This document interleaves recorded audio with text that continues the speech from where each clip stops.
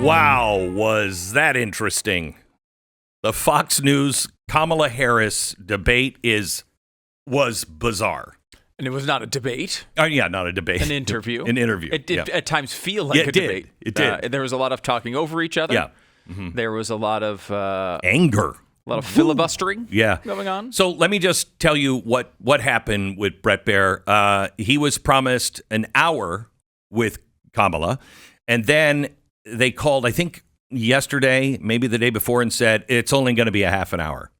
And then they got a call when the half hour is supposed to start. We're going to be about 15 minutes late. Now, there is no reason. What was more important for her to do? Okay. Is there something else that she was doing that was like more important than the Fox News interview? I can't think of one. I mean, if I were one of her aides, though, I would be popping the tires to make her late. Right. It was all planned. It was, you think it was planned? Absolutely. It was all planned, and she was part of it. Why do you think that? Because they needed to throw Bret off.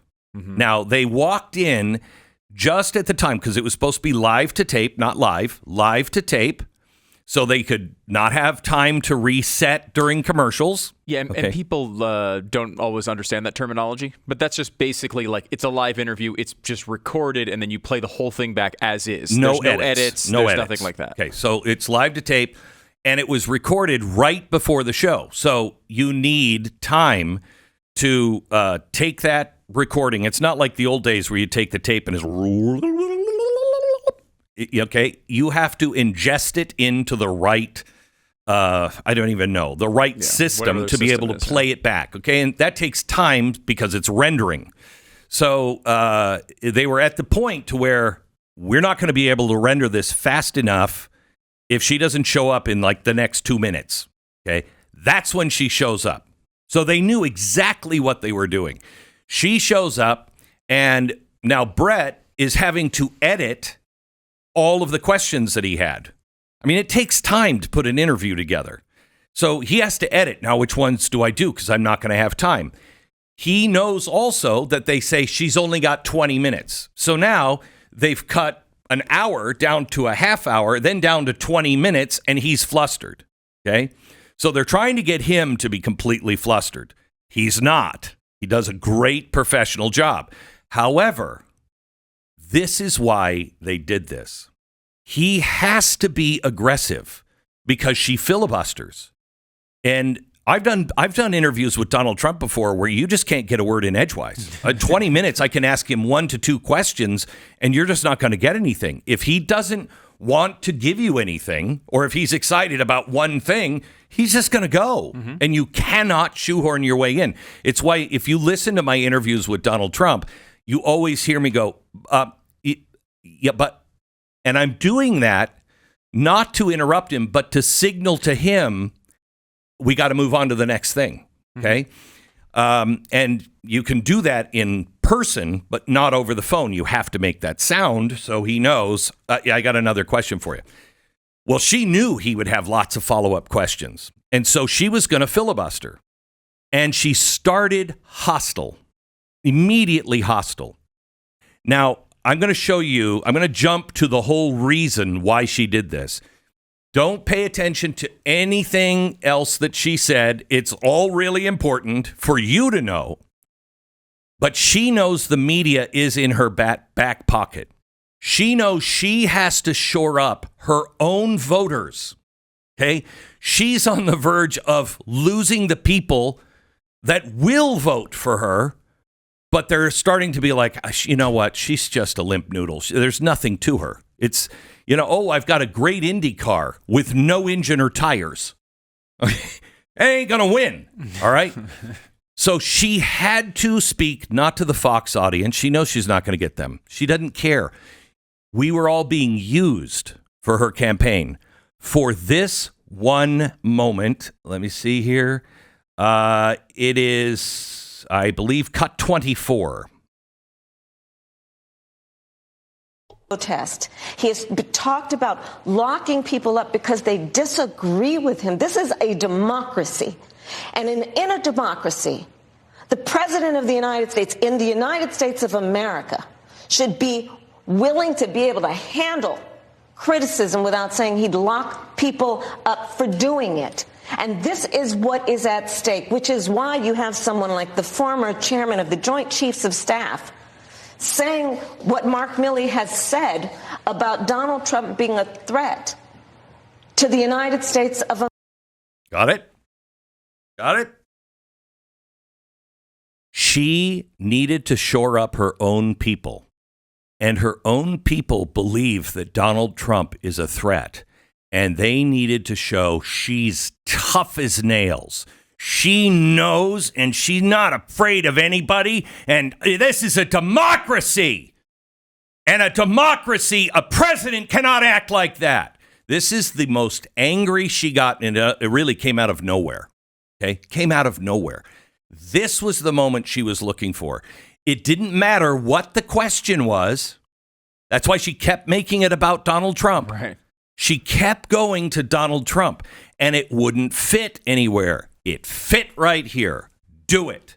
You watch. That's the clip that's going to be seen by progressives and those on the left. So it was a sort of a scripted takedown in her mind of Trump. He's bad for it. Harkens back to the approach of Biden, right? Which was standing in front of the Revenge of the Sith wall and yelling about how bad he is about democracy. Because there are those who she cannot lose, the ones who are passionate against Donald Trump. She has to have that rage that they have spent 8 years, 12 years on, okay? They've spent all this time and money and energy building up that rage. They need to kindle that rage here in the last few weeks because people are like, I don't even know if I'm going to go and vote. He's a danger to democracy, and I have the will to stop it. Because joy does not make you vote. Nope. Right? Like, that's not how that works. Nope. Fear and vengeance. Especially in an election like this, in which you have basically two candidates, Donald Trump and not Donald Trump. Exactly right. Like, they need to come up with... They're realizing that's their only source of strength. That's why she doesn't say what she's going to do. She says, I'm not Joe Biden, and I'm not Donald Trump. Okay, but what are you? This is, you can tell who the author of this whole thing is. It's Barack Obama. Barack Obama, I'm hope and change. What the hell does that even mean? We're going to change. We got hope. We're going to move forward. Yes, we can. What the hell is that?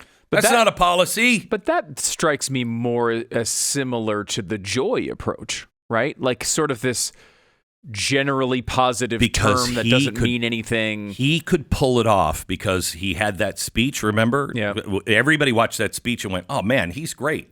That speech at the DNC. And not everybody. Well, not everybody. On their side, yes. Everybody who watched it went, this guy could be president of the United States. Everybody said that. And so he was exciting. He was new. He embodied change. He's the first black president. Okay. So he could pull that off. She can't pull that off. No. She's angry. She's mean. Her staff doesn't like her. She's unlikable. So this is just about hope and change. This is about joy and not Donald Trump. Not Joe Biden, not Donald Trump. Full of joy, I'll stop him. And I'm going to give you free stuff. How? What? What is that? What are you doing?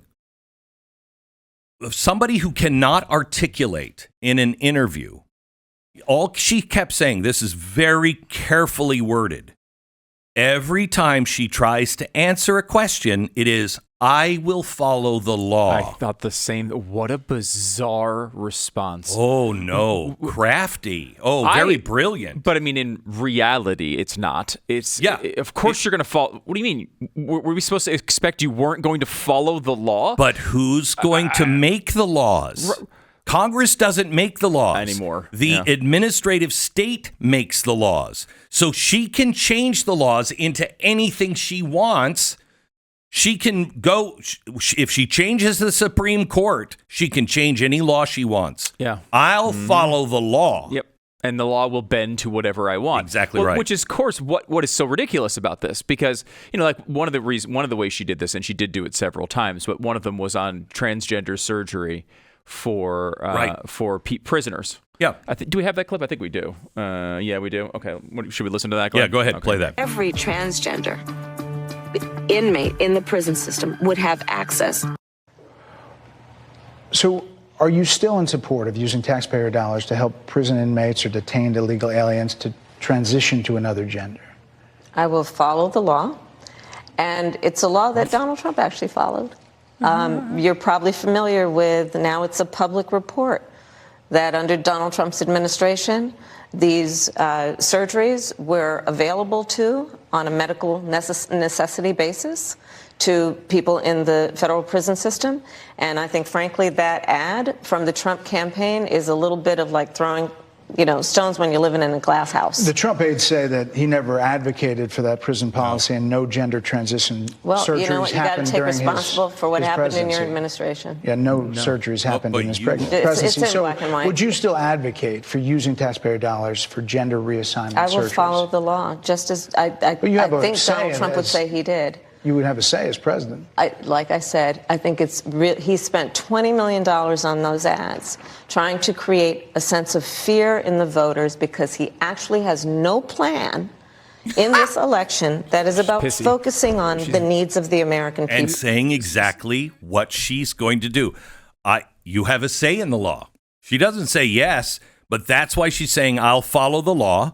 And the law already says, but he didn't use that. No surgeries happened. Right. Will you advocate? He's not advocating for it. Will you advocate for that? Right. What is, you're supposed to be the candidate of change? Yeah. And your answer is, I will follow the law? What do you want the law to change to? That's what we're talking about. Yes. Right? Yes. The whole point of a presidential campaign, she wants to change a zillion laws.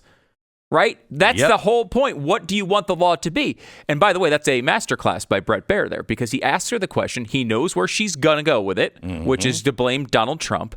He's already got her cut off at the pass, knowing the answer, that there were no transgender surgeries, and then keeps pushing back on her when he says, you have a say in the law. I would have preferred that he kept going. Of course, they cut off half of the interview time. They couldn't. He expressed his frustration afterwards that, I couldn't do anything with 20 minutes, and you can't. No. With 20 minutes, and they had, and I would have made a different choice, but I'm more of a renegade. He's an actual journalist. I'm not. He said 4 people that were in her entourage, 4 were standing off camera behind one of the cameras, looking right at Bret, giving him the wrap up sign. We got to go. It's over. Wrap it up. Wrap it up. I would have said, Miss Vice President, you were 15 minutes late. You've cut our interview to 20 minutes. It was supposed to be an hour. Now it's 30. And can you turn that camera around? Will you show those White House people that are now wrapping this up, telling me to wrap this up? Do you have something more important to do than to talk to the American people? Oh, yeah. I would have turned it around on them so hard. Yeah. He didn't. So kind of interesting what happened yesterday. There's a lot more that we should probably get into. Kamala, in one of the worst moments, Bret Baier brings up the murdering illegals that were let in. Listen to this exchange. Cut 19. Jocelyn Nungari, Rachel Morin, Laken Riley, they are young women who were brutally assaulted and killed by some of the men who were released at the beginning of the administration, well before a negotiated bipartisan bill. Former President Clinton actually referred to Laken Riley Sunday campaigning for you in Georgia, saying if those men had been properly vetted, Laken Riley probably would not have been killed. So if it wouldn't have happened, this is well before any negotiation. This is well before Donald Trump got involved in the politics. This is a specific policy decision by your administration to release these men into the country. So what I'm saying to you, do you owe Bret, those families an apology? Let me just say, first of all, those are tragic cases. There's no question about that. Okay.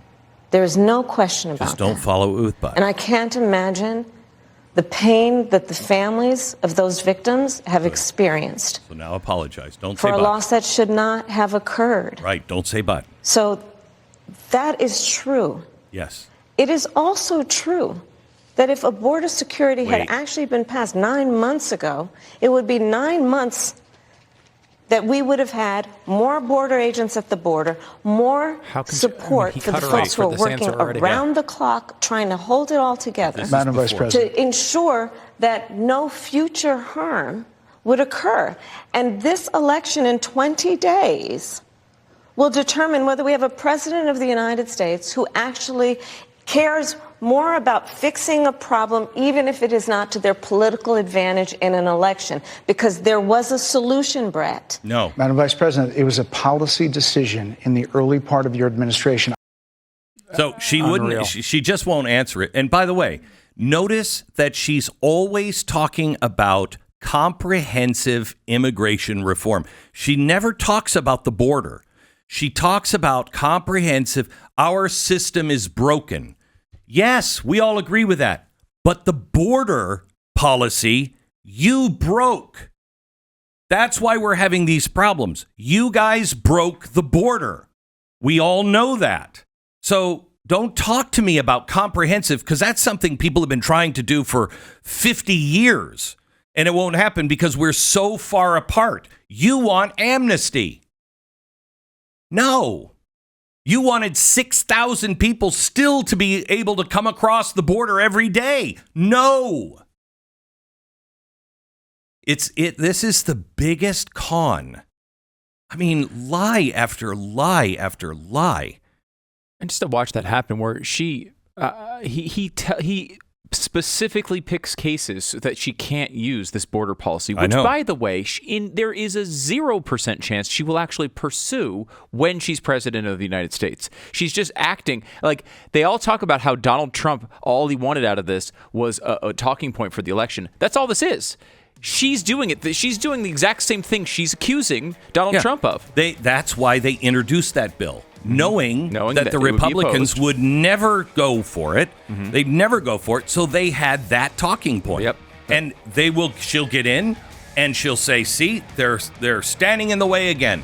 I hope the Republicans who went along with it realize that now. I hope they realize how they were part of that. Yep.